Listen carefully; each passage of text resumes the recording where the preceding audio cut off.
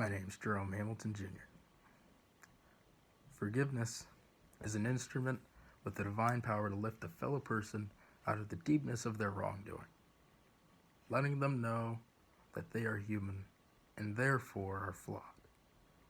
People stuck in the quicksand of past mistakes are in urgent need of a loving and strong hand to grip upon, taking the first step toward bridging the divide between the two sides. This is not a one-time deal, however. It takes continuity across communities and along generational lines to bring the many loose fingers on the hand of humankind together into one firm fist. To forgive is to forgive with love, as true forgiveness cannot happen without it.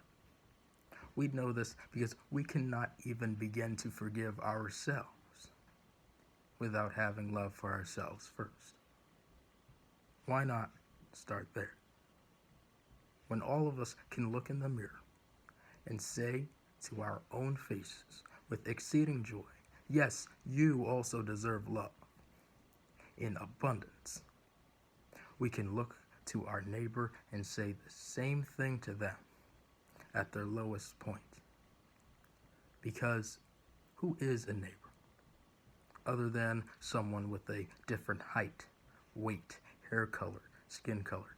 Once we strip away the physical variance, we see that all people operate the same mechanism, have similar struggles, and want the same things in life. With all of our eyes opened, then we can forgive and love as one. Forgiveness is always hard to do when it goes against what we believe. It is a hard thing to admit that someone who has done so much wrong is capable of doing so much good. They can be portrayed as a villain in the eyes of the public one day, only to find out that at their core, they wanted the best for the world. It is an even harder thing to admit that someone who has done so much good is capable of doing so much wrong.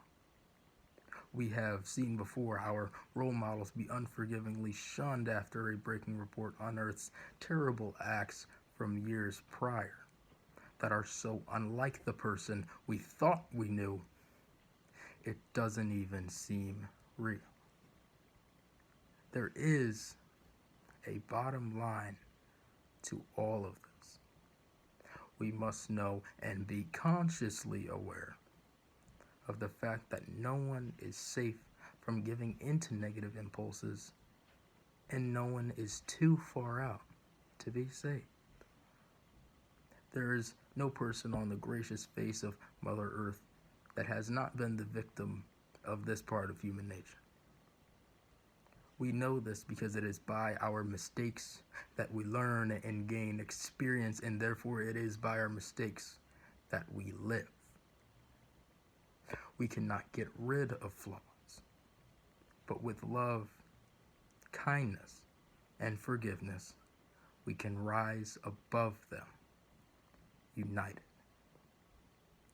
When we are able to see that we can lead another person out of the realm of darkness and into the province of light, we can stop ignoring the call to forgive each other. When we refuse to cast the cloak of ignorance over our neighbors and start wrapping the arms of adoration around them, we will stop turning away from our call to love one another. And when we can change the execution of our enemies into an exchange of grace as if they were our friends, we will stop avoiding the call to be kind to one another. As far as humans on this earth goes, we are all we have. It's about time that we put down our guard and fully embrace one another in all of our glory.